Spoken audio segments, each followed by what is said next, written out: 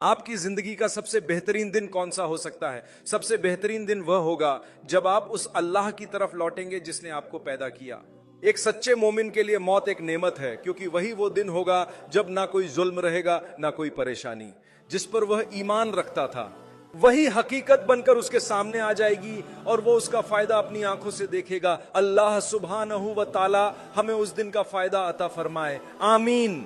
मैं आपके सामने उस दिन की तैयारी का जिक्र करना चाहता हूँ और कुछ निशानियां बयान करना चाहता हूं जो उस दिन के आने से पहले जाहिर हो चुकी हैं या मुस्तकबिल में जाहिर होंगी। याद रखिए, अल्लाह ताला कुरान मजीद में फरमाता है, यकीनन जब अल्लाह का मुकर्रर किया हुआ वक्त आता है तो ना वह मुखर हो सकता है, ना जल्द आ सकता है, ना एक लम्हा की ताखीर हो सकती है और ना एक लम्हा की जल्दी। आपका वक्त लिखा जा चुका है, मेरा भी। हर सांस जो आप ले रहे हैं वह आपको उस वक़्त के करीब कर रहा है। रसूलुल्लाह सल्लल्लाहु अलैहि वसल्लम की बसत पैगंबरी कयामत की एक बड़ी निशानी थी। आपने फरमाया, मुझे और कयामत को ऐसे करीब भेजा गया है, और आपने अपनी 2 उंगलियों के साथ इशारा फरमाया। कोई और नबी ये बात नहीं कह सकता था, क्योंकि हर नबी के बाद कोई और नबी आता था, लेकिन नबी करीम सल्लल्लाहु अलैहि वसल्लम के बाद कोई नबी नहीं आएगा। आप अल्लाह के आखिरी नबी हैं।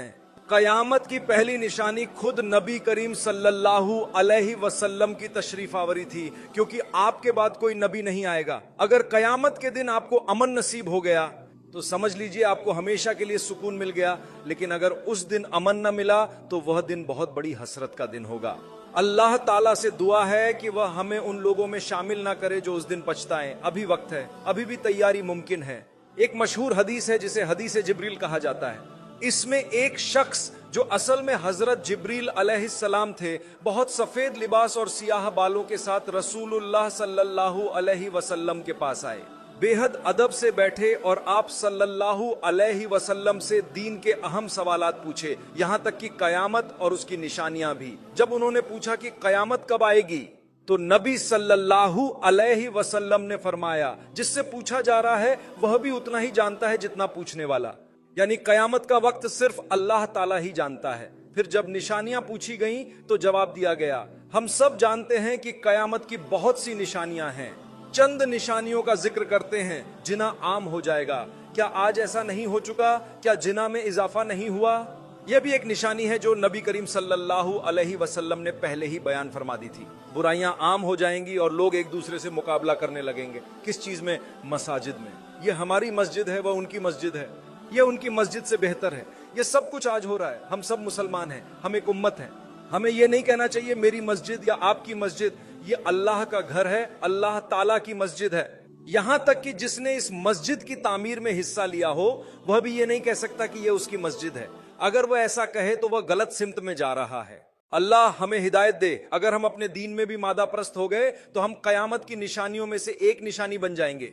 हमें चलती फिरती निशानियां नहीं बनना चाहिए। अब कुछ और निशानियां सुनिए। नबी सल्लल्लाहु अलैहि वसल्लम के जमाने में एक निशानी यह बयान की गई थी कि औरत अपने आका को जन्म देगी।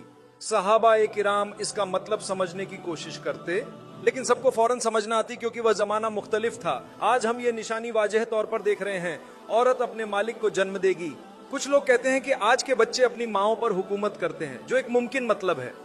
एक और खतरनाक निशानी यह है कि नबी करीम सल्लल्लाहु अलैहि वसल्लम ने फरमाया, ऐसा वक्त आएगा कि हर शख्स सूद खाएगा। अगर बराह रास्त नहीं तो काम से काम इसकी बात तो जरूर उसके नथनों तक पहुंचेगी। क्या आज हम उस वक्त में नहीं हैं? हम में से अक्सर सूद को हराम समझते हैं, मगर चाहे या न चाहे इसका असर हमारे इर्द गिर्द मौजूद है। एक और बड़ी अलामत दज्जाल का उरूज है। कुछ लोग पूछते हैं कि दज्जाल कब आएगा। मैं आपको बता दूं, अभी थोड़ी देर पहले खाना काबा के सामने इसी मौजू पर खुतबा दिया गया। तो दज्जाल कौन है? वो एक बड़ा शैतान होगा जिसे अल्लाह आजमाइश के लिए भेजेगा। वह ताकतवर होगा, उसके पास माल होगा, पानी होगा, खाने होंगे, जमीनें उसके कब्जे में होंगी, माशियत उसके कंट्रोल में होगी। वो लोगों से कहेगा मेरी पैरवी करो, मैं तुम्हें खाना दूंगा, पानी दूंगा, दौलत दूंगा, जमीन दूंगा, दुनिया दूंगा, बस मेरी मान लो। और कमजोर ईमान वाले उसकी बात मान लेंगे। हदीस में आता है कि दुनिया की अक्सरियत हत्ता के नाम के मुसलमान भी उसके पीछे लग जाएंगे। क्यों? क्योंकि हम आज निफाक वाली जिंदगी गुजार रहे हैं। जबान से मुसलमान, अमल से कुछ और। मैंने कहा था कि बहुत से मुसलमान दज्जाल की पैरवी करेंगे, जैसा कि हदीस में आया है। मगर जो लोग ईमान वाले होंगे वो दज्जाल को पहचान लेंगे। हमारी सबसे बड़ी दौलत ईमान है। ईमान वाले लोग दज्जाल से कहेंगे मुझे तुम्हारे पैसे नहीं चाहिए, ना खाना, ना पानी, ना जमीन। अगर तुम ये सब मुझे दीन की कीमत पर दे रहे हो तो मुझे कुछ नहीं चाहिए। अगर मुझे दीन का सौदा करना पड़े तो ये दुनिया मुझे नहीं चाहिए। अगर मुझे इंसाफ के बदले जुल्म लेना पड़े तो मुझे कुछ नहीं चाहिए। अगर मुझे शहादत के बदले रोटी पानी लेना पड़े तो मैं भूखा मरना पसंद करूंगा, लेकिन ईमान पर कायम रहूंगा। क्या मैंने अभी कुछ देर पहले नहीं कहा था कि अगर तुम्हारे पास शहादत है और खाने पीने को कुछ नहीं, तब भी तुम्हारे पास सब कुछ है? समझो, पहचानो, ये दुनिया चंद साल की है। यहां बैठा हुआ हर शख्स, मैं भी, कोई भी ये गारंटी नहीं दे सकता कि वह मस्जिद से जिंदा बाहर निकलेगा। हाथ उठाओ और बताओ, अगर तुम समझते हो कि हमेशा जिंदा रहोगे, हाथ उठाओ और बताओ। अगर तुम्हें यकीन है कि तुम मस्जिद से बाहर निकलकर भी सांस लेते रहोगे, तो याद रखो, आज हमारी बहुत बड़ी परेशानी यह है कि हम आहिस्ता आहिस्ता ऐसे गिरोह में शामिल होते जा रहे हैं जिनके सारे फैसले दुनिया की बुनियाद पर होते हैं, माल दौलत, खाने पीने पर, न कि इंसाफ पर, न इस्लाम पर, न ईमान पर। सोचो, गौर करो, तुम्हारी जिंदगी के बड़े फैसले कैसे हो रहे हैं। क्या तुम दीन को दुनिया के लिए कुर्बान कर रहे हो? अगर ऐसा है तो अल्लाह न करे कल को तुम्हारे बच्चे दज्जाल के साथ खड़े हो सकते हैं, क्योंकि हम उन्हें किस चीज की तरबियत दे रहे हैं? वह हमें वालिदैन के तौर पर देखते हैं कि हमारे सारे फैसले दुनिया की बुनियाद पर होते हैं। मैं ये नहीं कह रहा कि दुनिया को छोड़ दो, ये एक इंतहा पसंदी है। नहीं, दुनिया से फायदा उठाओ जितना चाहो, जब तक वह हलाल हो, जब तक तुमने अपनी शहादत का सौदा न किया हो, जब तक तुमने अपने ईमान का सौदा न किया हो। इस कलमे को मजबूती से थामे रखो। हमने इसे इसी मस्जिद में पढ़ा और दिन में जितना हो सके दोहराते रहो।